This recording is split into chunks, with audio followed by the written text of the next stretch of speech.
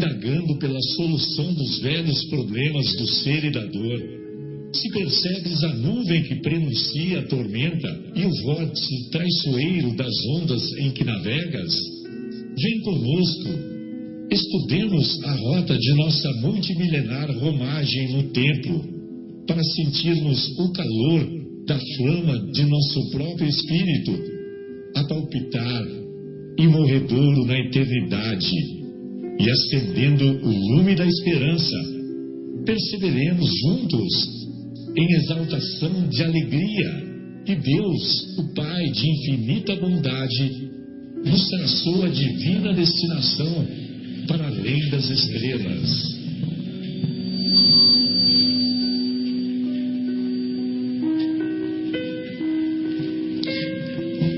Boa noite a todos. Estamos iniciando mais uma edição do programa Momentos Espirituais, programa produzido pela equipe do Departamento de Comunicação do Centro Espírita Paulo de Tarso, aqui de Vinhedo, e estamos ao vivo, direto do estúdio da Rádio Capela, FM 105,9, quando os estimados ouvintes são convidados a participarem para eventuais questionamentos através do telefone 3876-6846. E convidamos também os estimados ouvintes a acompanharem o programa Momentos Espirituais no nosso canal no YouTube, bastando digitar CEPT Vinhedo. Lá no YouTube, todos os programas encontram-se gravados e, logicamente, que os conceitos expostos, baseados na doutrina espírita, encontram-se reflexionados pelos representantes, pelos membros do nosso Departamento de Comunicação. Hoje é 15 de abril de 2016, estamos na agradável companhia do nosso querido Fábio e do nosso querido Guilherme. Como todos sabem, há algumas semanas modificamos o nosso programa, né? O rito, tá na moda, né? Falar rito agora, né? O rito do nosso programa. E nós nos baseamos para fazer as nossas reflexões no mesmo tema que é discutido ao longo da semana no Centro Espírita Paulo de Tarso. Uma vez por semana, nós estudamos um capítulo ou um trecho do Evangelho segundo o Espiritismo, de cada capítulo do Evangelho segundo o Espiritismo. A semana passada foi discutido o capítulo 7, Bem-aventurados os pobres de espírito, porque é deles o reino dos céus. Acho que é isso, né? É isso mesmo, Marcelo. E essa semana nós estamos no capítulo 8, cujo tema é Bem-aventurados aqueles que têm puro o coração, ou os puros de coração. Então, semana a semana, nós vamos discutindo um capítulo do Evangelho de acordo com o que é discutido no Centro Espírita Paulo de Tarso, tanto na unidade aqui da Capela, né, que fica aqui na esquina da Rádio Capela, na Rua do Café, e também lá na nossa unidade lá do Jardim Itália. Muito bem, e no capítulo de hoje, o capítulo 8º de O Evangelho segundo o Espiritismo, nós vamos encontrar esta passagem que se encontra nas anotações do apóstolo Mateus, capítulo 5, versículo 8. Sempre vale a pena recordar que os capítulos 5, 6 e 7 de O Evangelho segundo o Espiritismo compõem a mais bela peça já proferida por alguém em nosso planeta. E os capítulos 5, 6 e 7 compõem 5, 6 e 7 do Evangelho de Mateus. Bem entendido, né? Não do Evangelho segundo o Espiritismo. Então, compõem esses capítulos 5, 6 e 7 o Sermão do Monte, o Sermão da Montanha, onde se encontram todos os ensinamentos, onde se encontram toda a moral que o Mestre Jesus veio nos ensinar. Muito bem. E lá no capítulo 5, versículo 8, Jesus, em suas bem-aventuranças, ou no Sermão do Monte, diz: bem-aventurados os que têm puro o coração, porquanto verão a Deus. Olha, realmente, né? Essa promessa, né? Essa consequência, né? Para aqueles que se mantiverem na pureza de coração, na pureza de pensamentos, quando nós, na escalada espiritual, quando nós tivermos alcançado o mais elevado ponto dessa escala espírita, dessa escala espiritual, certamente nós teremos ou seremos portadores da pureza de coração. E portadores da pureza de coração, nós veremos a Deus. Consegue imaginar isso, Fábio? Ver a Deus. Quando eu era mais ingênuo, eu conseguia imaginar. Eu pensava que sim, que a gente veria a Deus. À medida que eu fui estudando a doutrina espírita, eu estou mudando de ideia. Exatamente. Eu acredito que ver Deus não é uma coisa tão fácil assim, né? Exatamente. Exige muito trabalho, exige muito amadurecimento, né? Temos muitas escadas para galgar, né? Eu tenho uma conhecida que ela é de outra fé, né? E ela disse assim: quando eu morrer, eu vou marcar uma audiência com Deus. E eu quero perguntar para ele por que ele fez isso comigo. Quero perguntar para ele por que minha vida mudou desse jeito, né? Eu quero que ele me explique olhando nos meus olhos isso. Então eu fiquei refletindo sobre isso, né? Sobre esse pensamento infantil do ser humano ainda. Não com maldade, eu digo assim, infantil. Eu digo com inocência. Exato. Até. Com inocência. Inocência, imaturidade. Imaturidade, ignorância, mas não no sentido pesado da palavra ignorância, no sentido de não ter conhecimento. Ainda não aprendeu, né, algumas coisas. E refletindo, né, sobre a grandeza de Deus, sobre a grandeza do universo, sobre a grandeza incomensurável, né, da sua obra e do seu caráter, né, da sua bondade, do seu amor, eu não consigo mais imaginar que eu, né, com todas as minhas imperfeições, que eu consiga acessá-lo, né, que eu consiga compreendê-lo, que eu consiga vislumbrá-lo. Não consigo mais entender isso. Eu acho que uma boa maneira da gente pensar nisso, sabe, o Fábio e Guilherme, né? É aquele pensamento que a gente gravita em direção a Deus, né? Esse Tarso que deu essa definição. Exatamente, esse gravitar em direção a Deus talvez seja mais fácil, né, da gente imaginar, né, o que seria se aproximar de Deus, né? Eu acho que esse pensamento do Paulo é muito bom, porque quando uma coisa gravita em torno de alguma coisa, essa alguma coisa que faz as coisas gravitarem em torno dela é muito grande, né? Exato. É como o Sol que faz os planetas gravitarem em torno dele. Então o Sol, ele é muito maior do que os outros planetas todos, e os outros planetas que são pequenininhos gravitam em torno dele. Então essa imagem que o Paulo dá é que Deus, que é incomensurável, né? É sua dimensão espiritual. Isso, e nós gravitamos para ele, ou seja, cada vez mais próximos.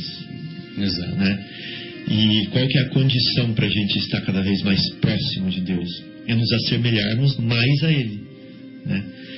É comungarmos mais com Ele. Assim como Jesus dizia, né? Eu e o Pai somos um, né? Significa que Jesus já está no entendimento da psique, né? Do pensamento, do sentimento de Deus. Então ele está gravitando mais próximo de Deus do que nós. Estamos mais afastados. E ele consegue compreender a essência, essa palavra que eu queria falar, a essência de Deus muito mais do que nós, né? Então, nesse sentido, Jesus sim, ele consegue ver a Deus. Nós ainda não. Nós não compreendemos, não sentimos, não percebemos, nós ainda corremos dele, mais do que corremos para ele. Nós corremos dele com as nossas tendências, com as nossas ilusões, né?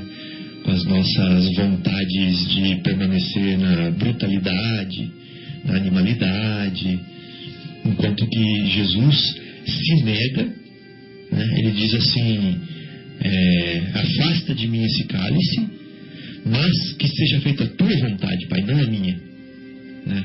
Então ele que momento decisivo, ele se nega, né? Ele se nega, ele abre mão de si para se entregar a Deus. Isso é fé, né? Completa confiança, completa fidelidade a Deus. Então ele sim e Deus ele sim entende a Deus. Tanto entende como aceita, né? Nós não, nós nem entendemos nem aceitamos, que dirá vê-lo, né? Eu tenho uma pergunta. A distância é muito grande.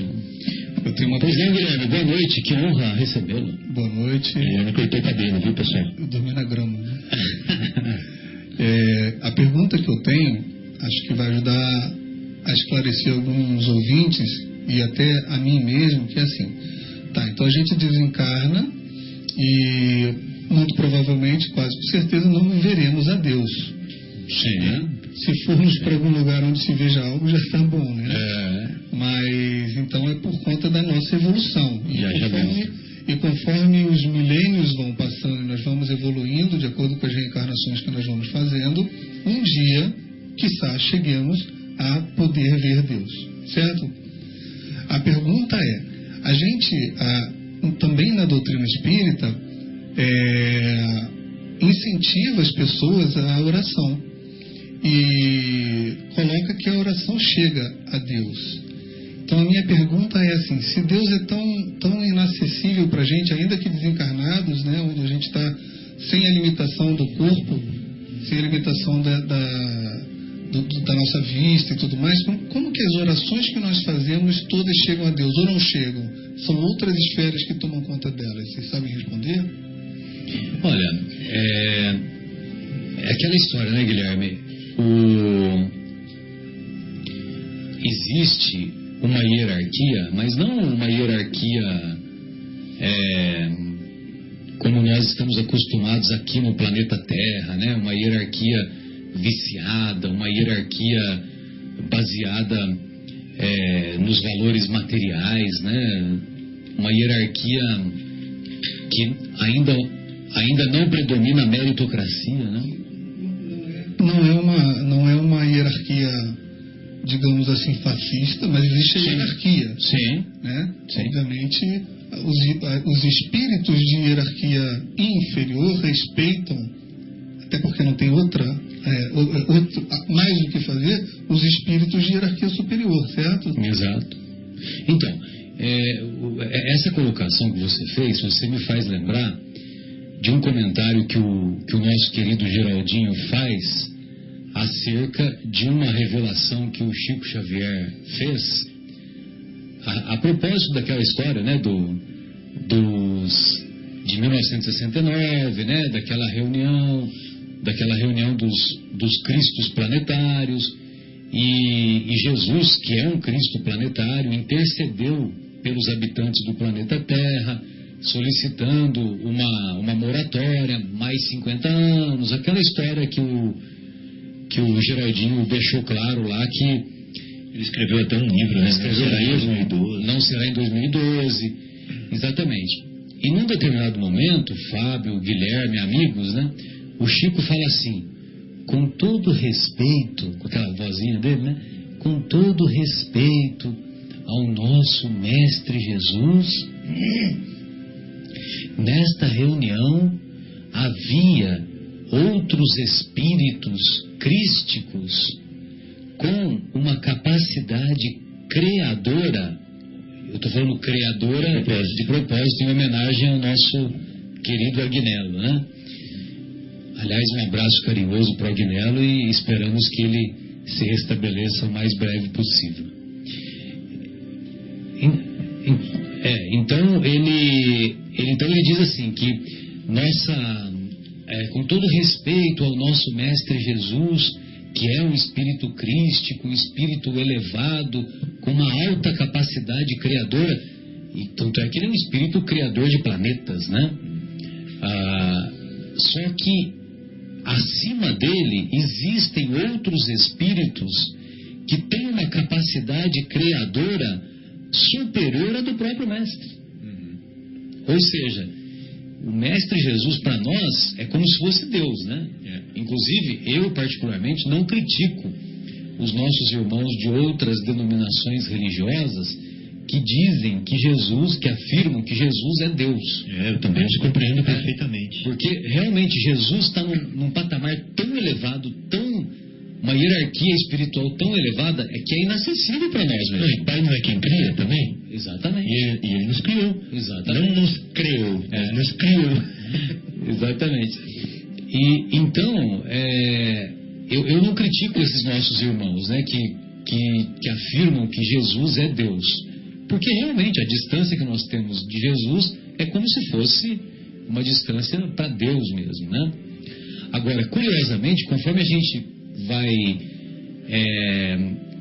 assomando os conhecimentos, então nós vamos percebendo que acima, embora Jesus seja um espírito de altíssima hierarquia, tem espíritos que são mais elevados do que ele.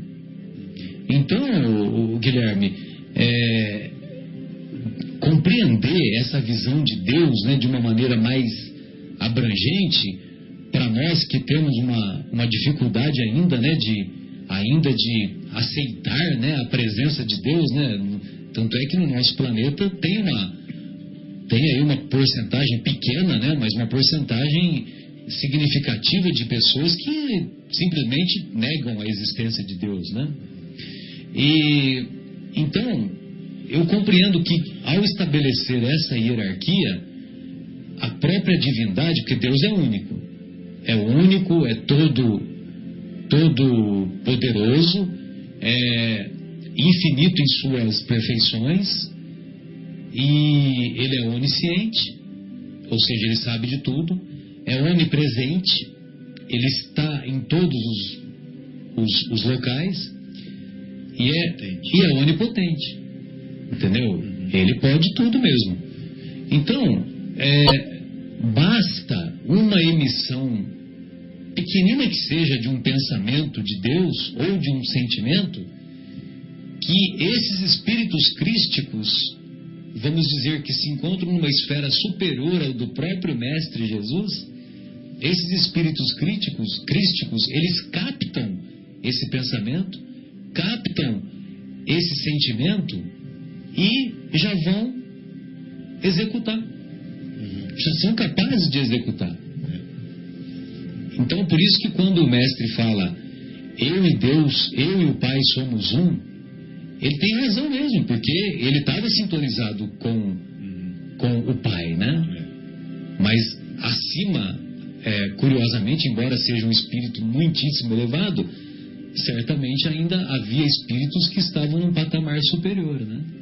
Com certeza. Então eu acho que é mais ou menos isso, né, Guilherme? Para a gente ter Era isso, Guilherme? Uma noção de entendimento, né? Não, na verdade, sim, era isso, e fico feliz de haver dúvida aqui entre nós também no funcionamento exato, porque é muito difícil para a gente conseguir imaginar isso daí, né?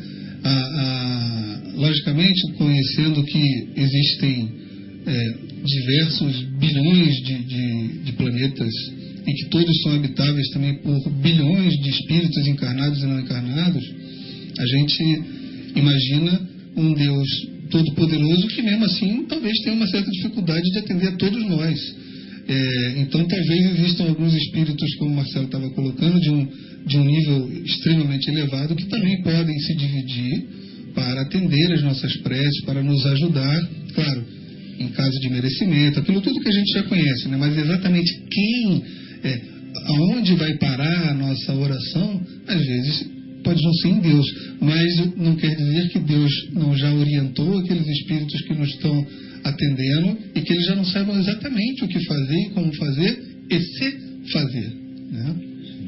É como numa empresa, Guilherme, né? A vontade do funcionário, que às vezes é justa, né? Não precisa chegar no presidente ou no dono da empresa, Perfeito, né? Perfeito, isso.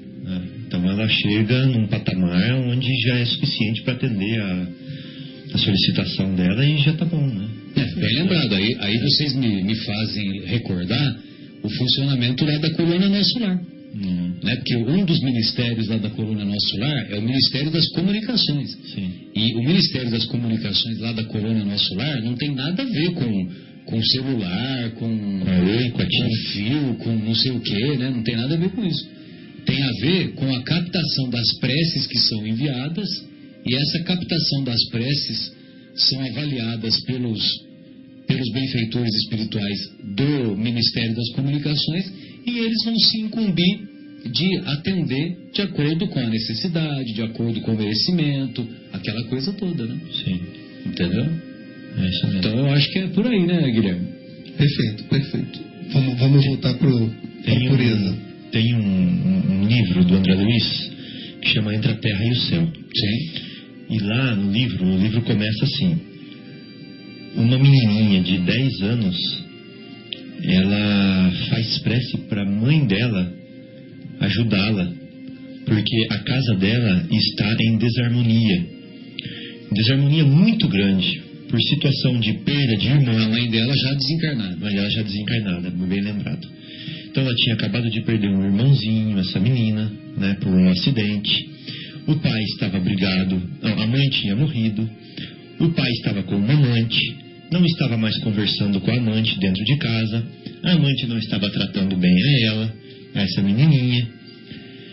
Só que o que acontece? Ela rezava fervorosamente pedindo para que a mãe a ajudasse. Mãezinha que está nos céus, olhe por nós, ajude a restabelecer a harmonia dessa casa. Mas ela não sabia de uma coisa: a mãe dela estava tão raivosa com a amante do pai que estava vivendo na casa, que era com a outra mulher, né? Outra mulher, provavelmente já tinha casado, né? Exato. Que era a autora da morte do irmãozinho dela, que a irmã dela que a mãe dela virou uma obsessora dessa moça que morava com o pai, né? Essa segunda esposa. Então, ela não, sendo uma obsessora, querendo vingança, com ódio, né, totalmente enegrecida e ensombrecida. Como é que ela ia como é que ela ia atender, né? Ela não poderia atender a prece da filha, que tinha um intuito nobre, exato, equilibrado, saudável, de reestabelecimento, sendo que o que ela queria era destruir. Porém, vamos dizer assim, o dínamo, né, a força de emissão do pensamento dela foi tão grande que é como se fosse a antena dessa rádio aqui recebendo uma diferença de potencial, de energia tão grande que sai com muita força e vai parar muito longe. Então ela atravessou as zonas mais densas, né, que envolvem a nossa crosta terrestre aqui, e foi parar em planos mais elevados, e foi captado justamente pelo Ministério das Comunicações, como o Marcelo estava explicando aqui. E eles chamaram de uma prece refratária. para ir para um lugar e veio parar aqui. Entendeu? Eles captaram como se fosse num rádio as ondas do pensamento daquela menina. Que sensacional, né? E como aquela menina tinha méritos, né? Ela era um ser encarnado que tinha um histórico, que tinha por onde merecer a ajuda de uma equipe espiritual, foi designada uma equipe para ajudá-la. Né? E era portadora da pureza de coração. Exato. Então não parou naquela esfera superior lá, mas não foi para outras esferas mais superiores ainda. Mas dali eles já tinham autoridade suficiente para designar um grupo que viesse desvendar a história, e aí foi preciso desvendar uma história de várias vidas, né?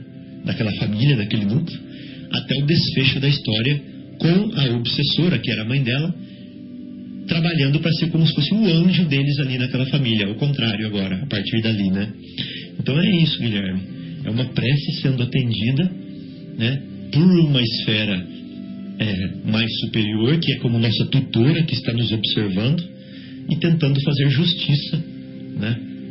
Trabalhando pela justiça, né? E é a atuação dos emissários de Deus, né? Sim. Então são inúmeros emissários, né, que fizeram, que permitiram com que aquela prece, Sim. que foi de maneira equivocada, né, mas a criança também não sabia, né, lógico, né? A filha não sabia.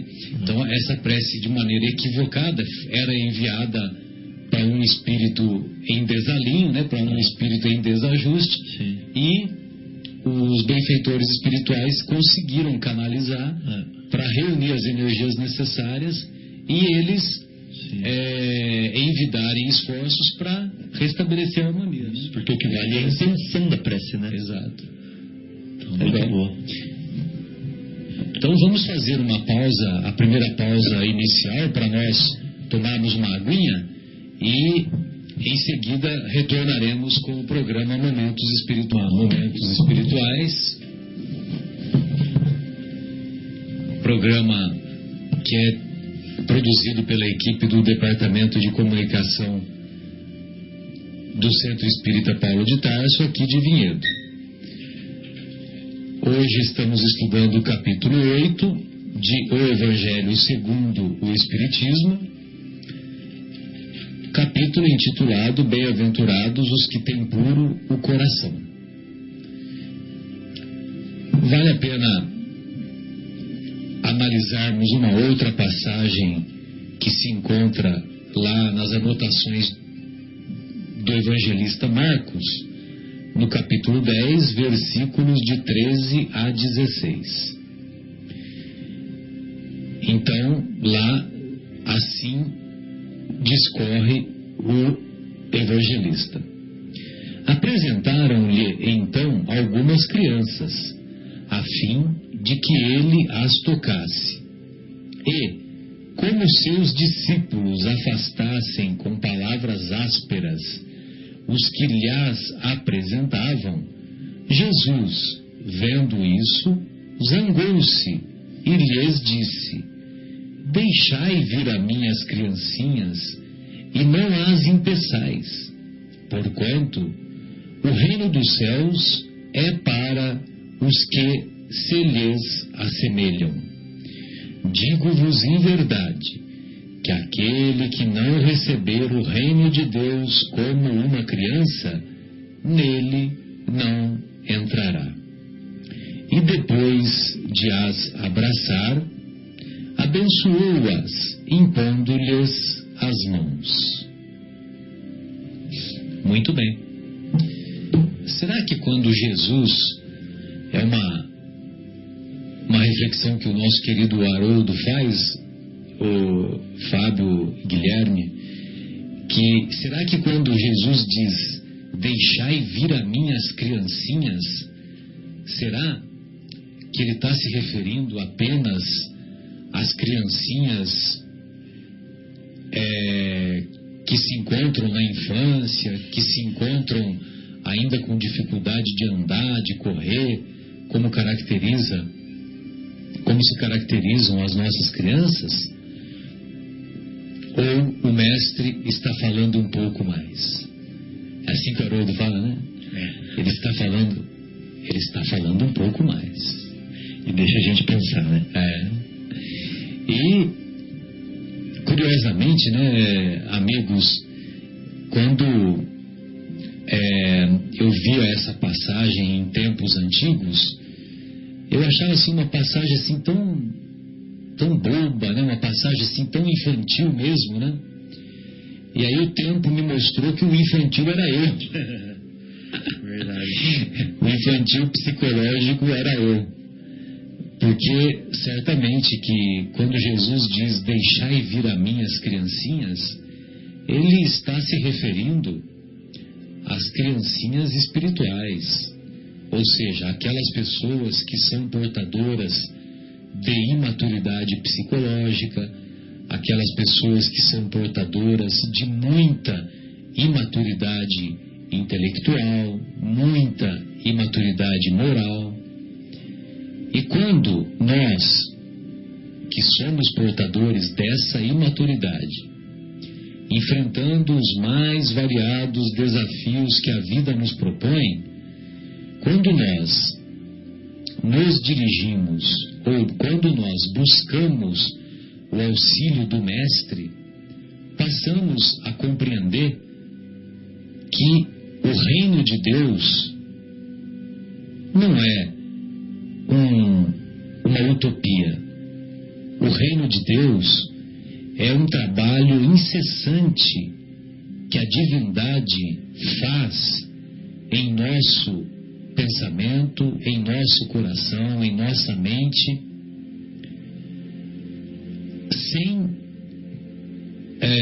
é um trabalho incessante, sobretudo no coração do homem. O reino de Deus é a obra divina no coração do homem. Como nós vemos esse conceito abordado pelo nosso querido espírito Humberto de Campos, em uma obra belíssima, psicografada pelo nosso querido Chico Xavier, intitulada Boa Nova. Então, lá nessa obra Boa Nova, logo no primeiro capítulo, temos essa definição. O próprio Mestre faz essa definição. O reino de Deus é a obra divina no coração do homem. E certamente que essa obra divina, 70, 80, 90 anos de existência, não são suficientes para completá-la. O aprendizado é eterno. E certamente que nós, ao buscarmos os ensinos do Mestre, ou ao nos esforçarmos para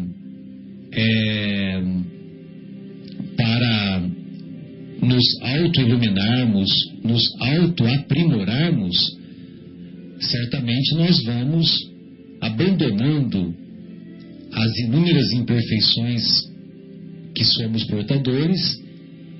E se nós, na presente existência, conseguirmos diminuir essas imperfeições pelo menos, meu Deus, que passo enorme daremos. Então vale a pena nos esforçarmos não só para diminuirmos as imperfeições, como também para desenvolver as qualidades morais. Então eu acho que esse convite que o Mestre faz, deixai vir a mim as criancinhas, nós precisamos ter a humildade, que foi discutido no capítulo anterior, né?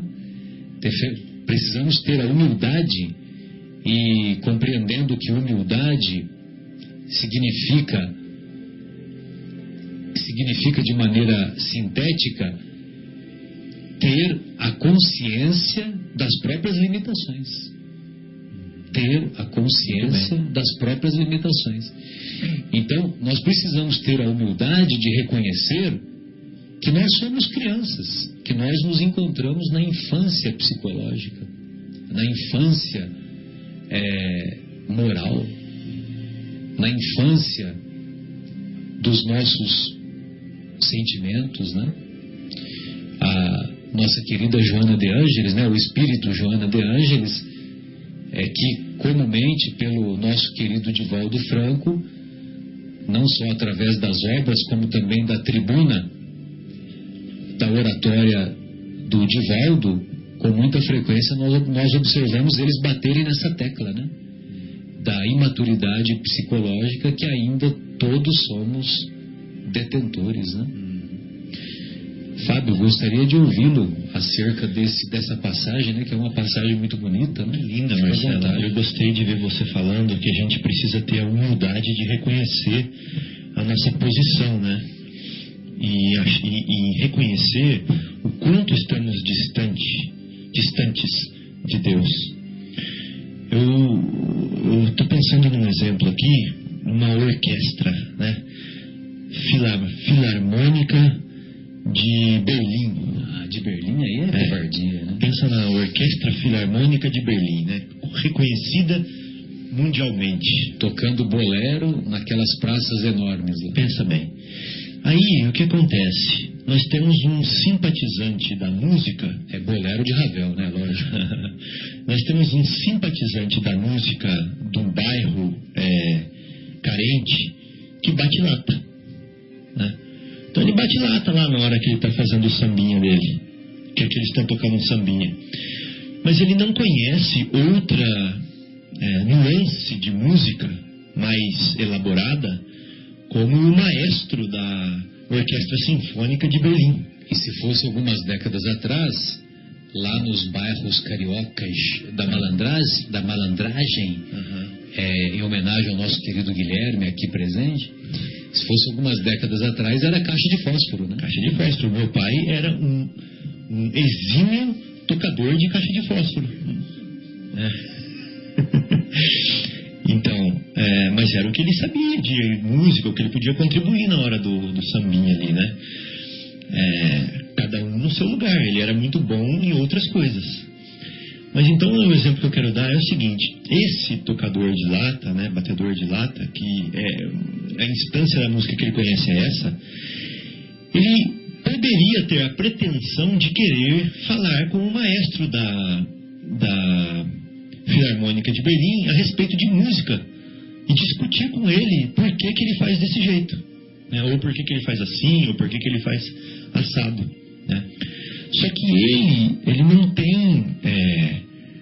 tem a capacidade e o conhecimento suficiente que o maestro já elaborou, já atingiu. Isso, ele não tem todo o cabedal, né, de dedicação, de experiência que o maestro tem para reger uma orquestra, né? É um simples batedor de lata. Então, às vezes, nós que somos batedores de lata em termos de evolução espiritual, achamos que nós podemos nos interagir diretamente, relacionar, entender o maestro, né, da Filarmônica de Berlim, que é Deus, vamos dizer assim. Que na verdade é muito mais do que isso, né? Estou fazendo uma comparação grosseira, né? É uma analogia, né? Uma analogia. Então, o que o Marcelo falou é muito importante, a gente ter essa humildade de se colocar no nosso lugar. Exato. Né? Falar assim, olha, ele é o maestro, né? Eu não consigo compreender as suas decisões ainda, seus timos para a harmonia que eu não consigo compreender, né? Para mim é falar grego isso daí. Um outro exemplo que eu podia dar é uma pessoa, por exemplo, que não viu a luz nunca, né? Por ser cego de nascença, por não ter desenvolvido ainda a capacidade da visão, não ter a oportunidade de ter a capacidade da visão desenvolvida, querer compreender a beleza de um quadro, por exemplo, né? Ou uma paisagem, né? Alguma coisa assim. Então nós somos como essa pessoa que ainda não temos essa capacidade desenvolvida para podermos entender o quadro, ou entender o arco-íris, ou entender uma paisagem que é Deus, né? Vamos dizer assim. Então nos falta recursos e nós temos que nos colocar no nosso lugar. Não estou falando que, não estou desmerecendo ninguém, né? Mas só colocar-nos no nosso lugar de criatura ainda muito infantil no processo de amadurecimento espiritual, querendo compreender o tudo que é Deus. É como se fosse para eu chegar pro grilo e falar assim: grilo, você entende o que é o sol? O grilo vai falar assim... o grilo vai falar assim, ó, calor com luz, né? Isso, né?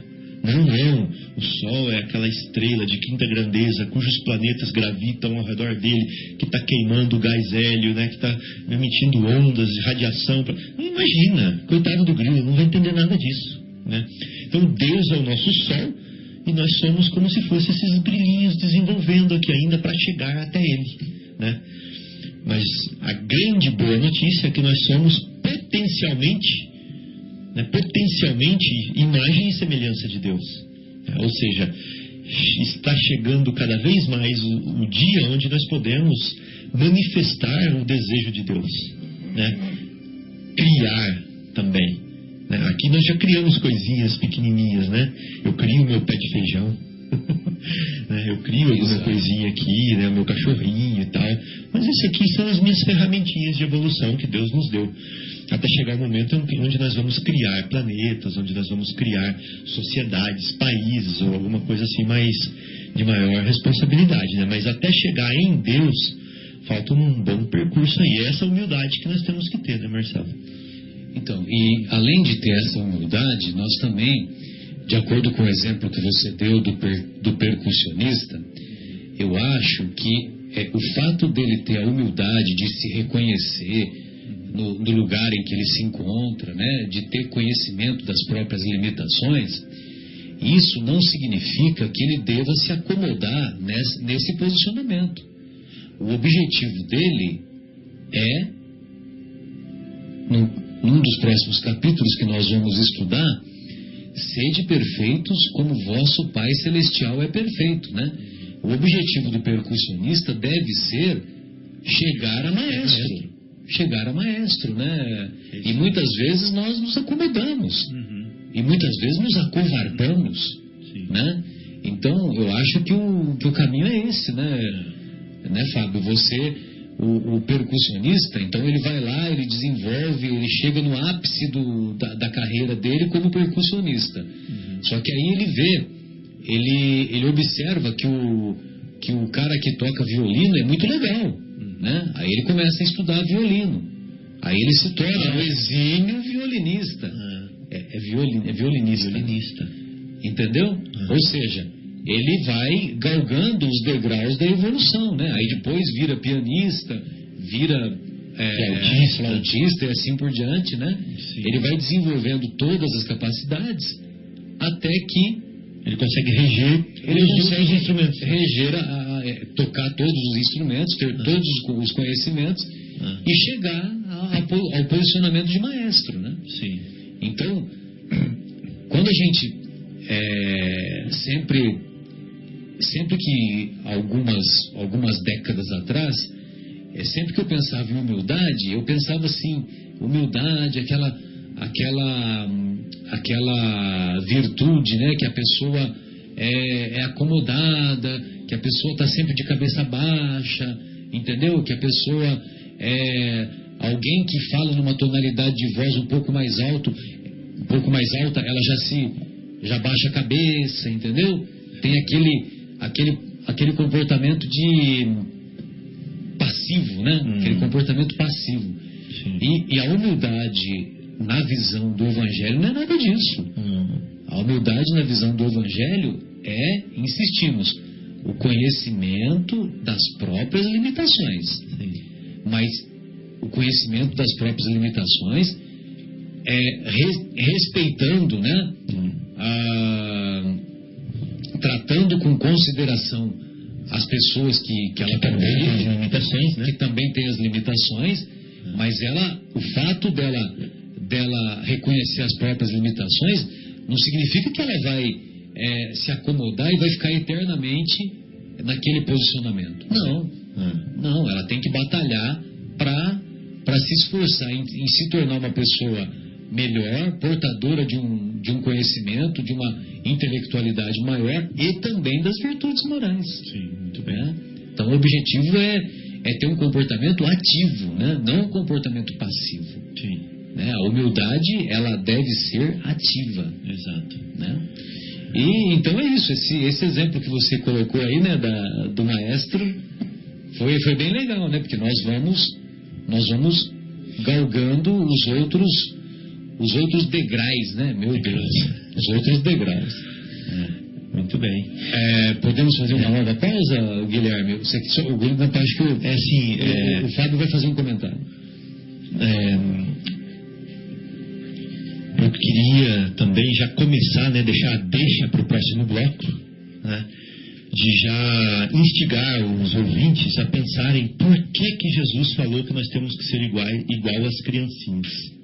Né?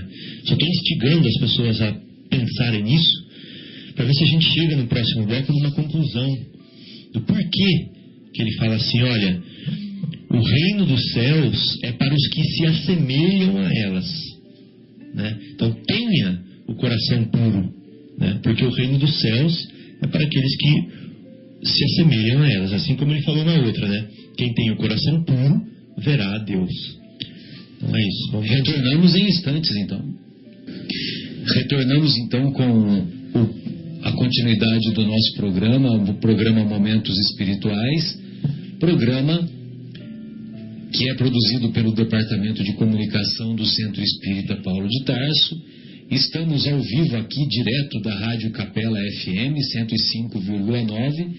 Hoje é 15 de abril de 2016. Agora são 23 horas e 1 minuto. Muito bem. Estamos discutindo aqui sobre o capítulo 8 de O Evangelho segundo o Espiritismo, capítulo intitulado Bem-aventurados os que têm puro o coração, porque é deles o reino dos céus. E só para nós darmos uma continuidade àquilo que o nosso querido Fábio deixou como ponto de reflexão, vale a pena nós deixarmos aqui um comentário do Kardec para servir de gancho, viu, Fábio, aí para você fazer a sua exposição. Então o Kardec diz assim: a pureza do coração é inseparável da simplicidade e da humildade. Então, sem simplicidade, sem humildade, não somos portadores de pureza do coração. A pureza do coração exclui toda ideia de egoísmo e de orgulho. Toda ideia de egoísmo e de orgulho. Se temos um pontinho de egoísmo, se temos um pontinho de orgulho, não temos pureza do coração. Por isso é que Jesus toma a infância como emblema dessa pureza, do mesmo modo que a tomou como o emblema da humildade. Vamos lá então, Fábio, fique à vontade. Primeiro, eu queria aproveitar seu gancho, né? Excelente que você já tocou, né? Que é simplicidade e humildade, né? A pureza de coração tem a ver com simplicidade, com humildade. Eu queria explorar um pouquinho mais isso, né? Pureza de coração, o que vem a ser isso? Jesus sempre falava de pureza de coração, ele sempre falava de sentimentos, ele sempre falava que a vossa boca fala o que o vosso coração está cheio, não é isso? Falei certo? Sim. Então, Jesus a todo momento está se referindo a uma reforma dos nossos sentimentos. Então, o coração, para Jesus, tem muito a ver com os nossos sentimentos, né? Então, pureza de coração significa pureza de sentimentos. Mas o que são sentimentos puros, né? Ora, já fica mais fácil a gente entender sentimentos puros, sentimentos de criança, né? Sentimentos puros são aqueles sentimentos isentos de maldade e repletos de bondade, de simplicidade, de harmonia, né, de tranquilidade, de confiança, de entrega, de paz, né, de boa vontade, né? Então esse é um coração puro, são sentimentos puros. Então nós temos o coração puro já? Não, a todo momento nós estamos com o coração cheio de lama, de lodo, né, contaminado. Mas nós temos ferramentas para purificar o nosso coração. Qual que é a ferramenta mais poderosa que nós temos para purificar o nosso coração? É o Evangelho de Jesus, né? Ele é um compêndio de ensinamentos, né? Um conjunto, um apanhado de ensinamentos que nos ensinam a reformar-nos intimamente, né? Melhorar os nossos sentimentos, limpar o nosso coração. Isso que é o intuito do Evangelho. Porque quando nós seguimos o Evangelho de Jesus, nós estamos sendo puros de coração, estamos tendo sentimentos puros. Então eu só queria fazer esse pequeno apanhadozinho aí, e agora nós vamos fazer uma comparação da criança com a pessoa que é pura de coração, para ver se tem sentido o que Jesus falou, tá, Marcelo? Então eu peguei um livrinho aqui, que eu acho muito legal, depois quando eu terminar de ler eu falo o nome dele, que mostra vários casos da criança e do homem puro de coração para a gente comparar, né? Para ver se a gente entende o que Jesus quis dizer. Ele fala assim, ó: a criança sente proteção em casa, né? Então ela está amparada em casa, ela sente que ali as pessoas que estão ali gostam dela, cuidam dela. O homem que tem o coração puro tem o mesmo sentimento com relação à providência, com relação a Deus. Assim, eu estou amparado aqui nessa casa, né? Aqui nessa vida, tem gente me cuidando. Olha que bonito, Marcelo. Não, e mesmo na cruz, mesmo crucificado, Jesus se sentia amparado. Lindo, né? Lindo, é impressionante, né? Até ali, uma situação dificílima, ou seja, uma situação extrema, não vou falar dificílima. E naquele momento ele começou a recitar o Salmo 22, que é o Salmo do Messias, sim, que muitas pessoas até hoje não entendem direito, porque me abandonaste.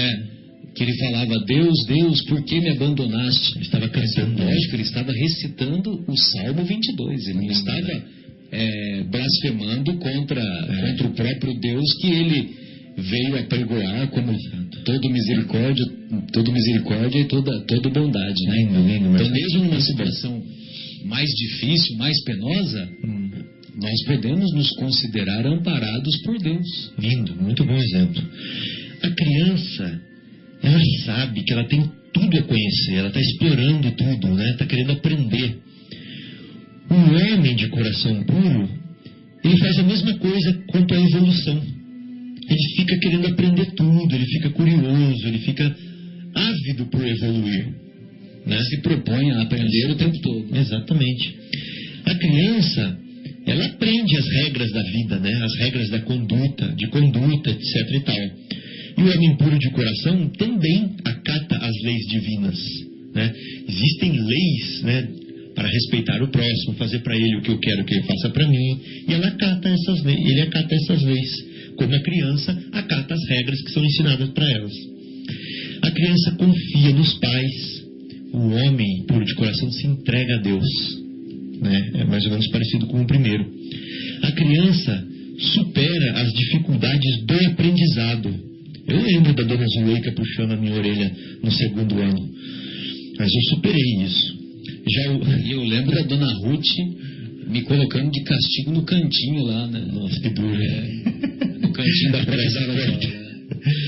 Então, e o homem puro de coração, ele vence os obstáculos do aperfeiçoamento íntimo, da mesma forma que a criança supera as dificuldades do aprendizado. Então, olha que bonito. A criança é ingênua, o homem puro de coração é simples, né? A criança vive sem maldade, o homem puro de coração vai procurar sempre o caminho do bem, né? Olha como é parecido. A criança é naturalmente feliz, o puro de coração cultiva a alegria de servir. Olha que lindo. A criança é frágil, o homem de fé é humilde, o puro de coração é humilde. A criança é a promessa dos dias que vão vir, né? Do futuro. E o puro de coração, ele é um candidato da evolução espiritual. Então a criança, e o homem puro de coração realmente se assemelham, né?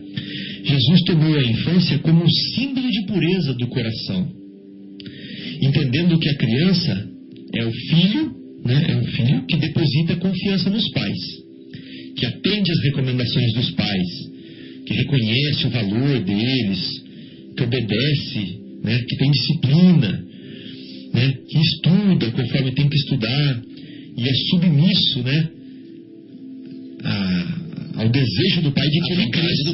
De que ele cresça. É isso que se espera do homem puro de coração. A mesma coisa que uma criança.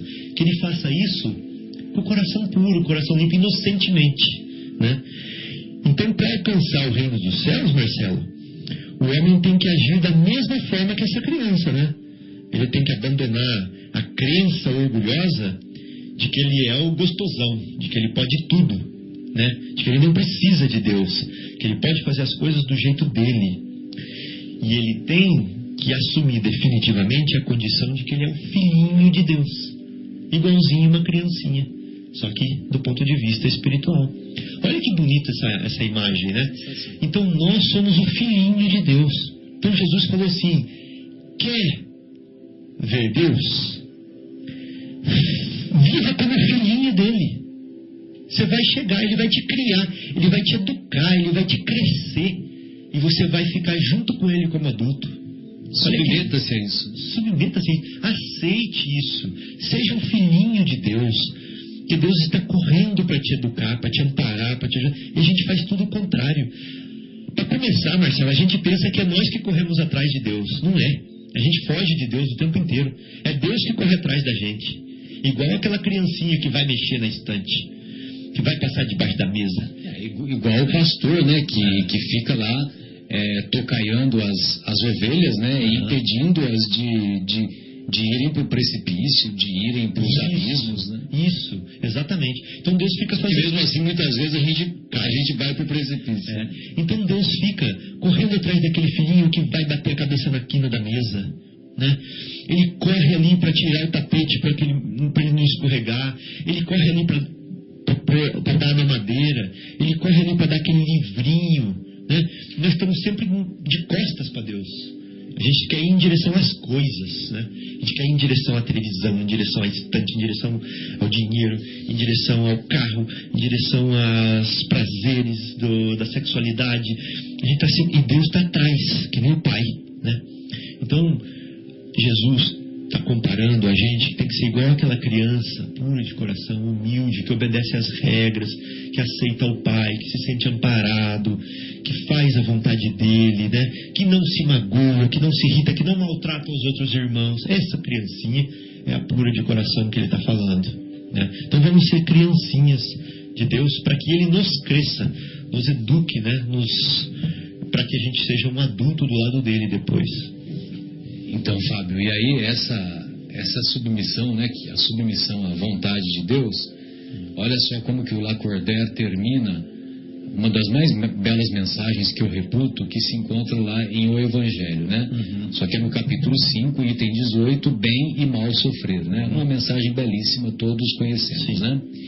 Então ele diz assim, no último parágrafo, né, encerrando a exposição dele: bem-aventurados os aflitos, pode então traduzir-se assim: bem-aventurados os que têm ocasião de provar sua fé, sua firmeza, sua perseverança e sua submissão à vontade de Deus, porque terão centuplicada a alegria que lhes falta na terra, porque depois do labor virá o repouso.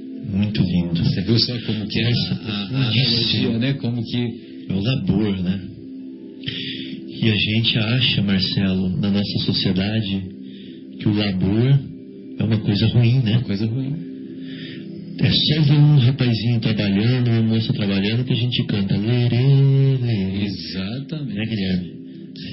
Que coisa mais como se fosse uma coisa ruim, sendo que é ali que ele está educando a sua alma para ser um trabalhador de Deus, né? Para ser Deus na vida, para ser Deus aonde ele está, melhorando, criando, crescendo, fazendo crescer, fazendo melhorar, e a gente recrimina o trabalho. Aí eu queria aproveitar, Marcelo, para falar um pouquinho mais da criança, que olha que coisa interessante. Se eu chegar para você, Marcelo, e falar assim: ô Marcelo, você não fica bem de barba, né? Aí você vai pensar assim: eu não perguntei, por que ele está falando isso? Né? Sabe por que ele fala isso? Aí você vai naquela nossa fineza. Aí você vai prosseguir nos seus sentimentos doces, amorosos, puros, né? O seu coração puro, você vai prosseguir assim. Além do mais, além de eu não ter perguntado, ele não tem barba. Ele é uma garrafa, ele só tem uns pelinhos aqui e ali. Eu acho que ele é um invejoso, né? Além do mais, a cara dele não combina com barba, né? Porque ele tem uma cara quadrada. Então eu acho que ele não tem o direito de falar que eu não tenho barba, né? E da próxima vez, e tem mais, quando ele falar que a minha barba não combina, eu vou falar para ele ver a barba do pai dele, né? Para ele ir lá dar palpite na barba do pai dele. Então essa é a pureza de coração que nós temos, né? Agora, se eu chegar para uma criancinha e falar para ela assim: olha, esse brinquedinho aí, ele não é legal, aquele outro ali é mais legal. Ele vai pegar e vai falar assim: não, mesmo que eu falar uma coisa ruim para ele, falar assim: o meu é mais legal, o seu não é legal, né? Imagina alguém falar isso pra gente: o seu carro não é legal, o meu é mais legal. Chega uma criancinha e fala assim: ó, o seu brinquedo não é legal, o meu é mais legal. Ela vai falar assim: ah, é? Por quê? Deixa eu ver o seu. Ah, o seu roda pra lá, roda pra cá. Ah, tá. Ah, que legal. Ah, e começa a brincar com o seu brinquedo já. Entendeu? Então, olha a pureza do sentimento aí. Né? Não dá bola, né? Não teve essa maldade, né? Não teve essa coisa. Ela simplesmente falou assim: ah, deixa eu ver o seu então. Ah, que legal, que não sei o que. Bom, lógico, tem criancinha que vai crescendo já e já vai começando a desenvolver a maldadezinha, né? Mas eu estou falando daquelas criancinhas tão aquela fase mais ingênua, né? Aquela fase ingênua da criança. Você fala para ela assim: ó, não faça isso. Ela fala assim: por que será, né? Não, beleza, então não vou fazer, né? Ou então faz de novo para ver. Mas não fica com raiva de você. Você repreende, né? Não fica com raiva. Passou 5 minutos, esqueceu já. A gente esquece? Imagina. A gente não esquece. Então a gente não tem o coração puro. Mesmo as crianças, quando elas brigam entre si, né? Então elas brigam entre si, se estafeiam e tal. Aí dali a pouco já faz as pazes como se nada tivesse acontecido. Exatamente. Então é essa pureza de coração que Jesus se refere, né? Que nós não temos, nós não temos, mas nós perdemos isso. Então ele está nos convidando a olharmos as coisas com bons olhos. Assim, se ele está me falando isso, eu vou tirar proveito disso. Se não é para tirar proveito, eu ignoro, né? Eu não preciso revidar com maldade, né? E assim vamos ser mais crianças nesse sentido, né? Muito bom. Guilherme, podemos fazer mais uma pausa? Aí depois a gente vai caminhar para mais um aprofundamento da questão da pureza e retornamos em seguida? Não retornamos? Tem uma outra coisa, Marcelo, já que ele deixa, né? Tem muita coisa para falar. Não, manda bala aí, meu. Que Jesus fala assim também do nosso coração. Eu queria voltar naquele ponto, né? Que a boca fala do que o coração está cheio, né? Então, gente, a gente poderia aproveitar a oportunidade e mesmo que o nosso coração estivesse cheio dessas coisinhas que são ruins, né? Essas maldadezinhas do dia a dia, que a gente não segurasse isso dentro de nós, que a gente não contaminasse a mente, o coração das outras pessoas com esses sentimentozinhos que não são puros que estão dentro de nós. Porque quando a gente faz isso, a gente está fazendo um favor para o mundo, né? Fazendo um favor para a sociedade. Nós estamos limpando o ambiente, os corações, o ouvido das outras pessoas, prevenindo os prevenindo da nossa maldade que nós vamos estar exalando, né? Então vamos aproveitar essa oportunidade. Se a gente tem essa maldadezinha no coração, vamos controlá-la, vamos fechar as portas e não vamos deixá-las extravasar, vamos matá-las dentro de nós. Podemos então, Guilherme? Valeu, bela exposição, Fabinho. Tá vendo? Na verdade já estava engatilhado aqui. Eu sabia que o Fábio ia falar uma coisa muito... Eu sei, você viu que eu entrei na sua Você onda. deu aquela piscada, né, Guilherme? Eu surfei na sua onda. Lá vai. Pela FM 105,9. Não é Boa Nova, não, Marcelo? Não, hoje não é Rádio Boa Nova. Nós gostaríamos de mandar um abraço carinhoso para o nosso querido Fauzi, que se encontra nos acompanhando lá direto da Inglaterra, né? Ele estava em Portugal, agora foi para a Inglaterra visitar a sua sobrinha. Um abraço carinhoso para minha querida irmã, a Luciana, e para a sobrinha, a Maria Fernanda. Um beijo carinhoso, viu, queridos? Então, retornamos aqui com o estudo do capítulo 8 de O Evangelho segundo o Espiritismo, Bem-aventurados que têm puro coração. Nós vamos fazer algumas observações baseadas em alguns comentários que são feitos pelo Kardec agora em O Livro dos Espíritos. E tem algumas proposições que o Kardec fez para os benfeitores espirituais, algumas perguntas, alguns questionamentos que merecem uma reflexão e que nós vamos observar que existe uma analogia mais profunda do que parece. Então, num determinado momento, o Kardec pergunta para os benfeitores: os espíritos têm cor? Olha só que pergunta, né? Meu Deus, impressionante. Aí os benfeitores respondem. Bom, primeiro é importante esclarecer que o espírito é uma centelha, é uma flama, mas lógico que ele é dotado de um corpo que nós chamamos um corpo espiritual, um perispírito. Os videntes, quando estão em transe mediúnico, e eles veem os espíritos, o que eles veem, na verdade, são os corpos espirituais daqueles espíritos. E é mais ou menos o que Paulo de Tarso fala em algumas de suas cartas. Então, Paulo de Tarso usa o termo corpo espiritual. E o Kardec usa perispírito. Então, por que corpo espiritual? Porque o mundo espiritual, ele também é composto de matéria, mas é composto de uma matéria mais essencial, uma matéria mais sutil, uma matéria em uma outra dimensão, inacessível aos olhos da maioria de nós encarnados. Inacessível aos olhos da maioria de nós encarnados. Muito bem. E aos instrumentos, né?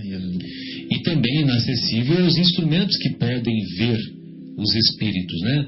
As câmeras, os telescópios, podemos dizer assim, as antenas.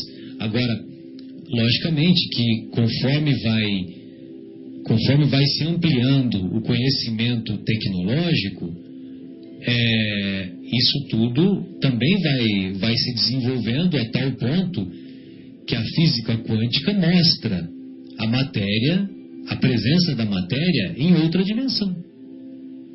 Mostra ou não mostra, Fabinho? Você tem esse conhecimento? Ele mostra que a matéria, ela se desintegra aqui e se integra em outro lugar. Em outro lugar. Então ela passa por algum lugar que a gente que não faz parte desse mundo. Então, certamente existe outro mundo. Muito bem. Então, quando Kardec pergunta para os benfeitores espirituais se os espíritos possuem cor, são dotados de cor, então é nesse contexto que nós devemos apreciar como serão vistos as cores, como serão vistas as cores dos espíritos. Muito bem. Aí os benfeitores assim se expressam. Sim, eles possuem, os espíritos possuem, são dotados de cor. E sua cor, é curioso, né? Porque eles não respondem só sim ou não, né? O Kardec faz várias perguntas, né? E nunca eles respondem apenas sim, apenas não. Pode até ser que em alguma ou outra pergunta eles respondem sim ou não, monossilabicamente, mas de acordo com o contexto, né? Mas no geral não. Então geralmente eles ampliam a exposição. Aí eles explicam assim: sim, os espíritos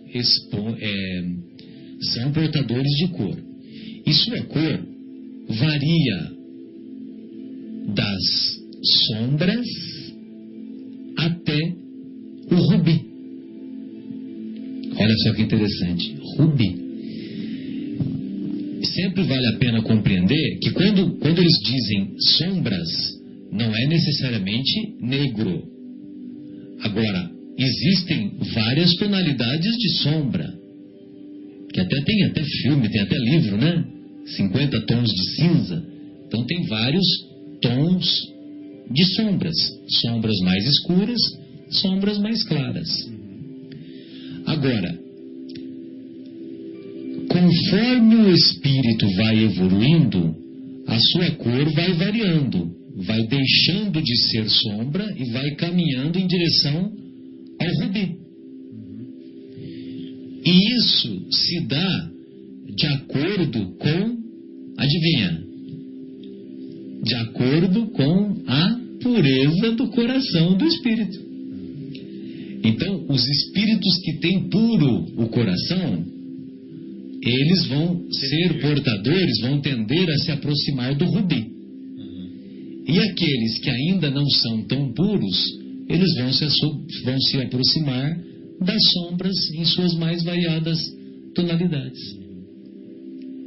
Ou seja, olha a importância do bem-aventurados, os puros de coração. É interessante porque quando Jesus fala essas coisas, né? É lógico que a gente não tinha esse entendimento, não podíamos ter esse entendimento lá 2000 anos atrás, né? Eles não entendiam que era um espectro de cores. E evolução, então, quem que falava em evolução? Não havia esse conceito, acho que só almas muito iluminadas que tinham essa capacidade de entender a evolução, né? Então, quando Jesus fala, bem-aventurados os puros de coração, porque verão a Deus, é porque esses puros de coração, eles são dotados dessa coloração rubi que vai caracterizar aqueles espíritos puros que estão bem próximos de Deus. Né? Acho que o que você está querendo dizer com isso, Marcelo, é que não existe falsidade ideológica no plano espiritual. Imagina. Ou seja, as máscaras não existe máscara de hipótese alguma lá. Ou seja, quando eu olho para uma pessoa, eu pergunto imediatamente para ela assim: aonde está a sua luz? Né? Cadê aquela luz que você apregoava nas suas palestras? Né? Cadê aquela luz que você deixava transparecer quando você fazia o programa de rádio? Com a sua postura, né, com a sua atitude, com as suas palavras lindas. Agora que nós dois estamos aqui do lado de cá, eu estou olhando para você e estou te vendo opaco. Eu estou te vendo apagado. Ensombreado. Você está mais para sombra do que para rubi. Né? Muito mais para sombra. Muito mais para sombra do que para rubi. Então, cadê? Significa que aquela postura, aquela atitude era puramente exterior, mas que o coração dele não estava puro, né? Não estava cheio daquele bem verdadeiro, né? E quando a gente chega do lado de lá, aí se escancara a verdade, né? Então, a pureza do coração permite que nós transitemos livremente em todas as esferas, porque nós não vamos mais ser barrados com o nosso sentimento impuro numa sociedade pura.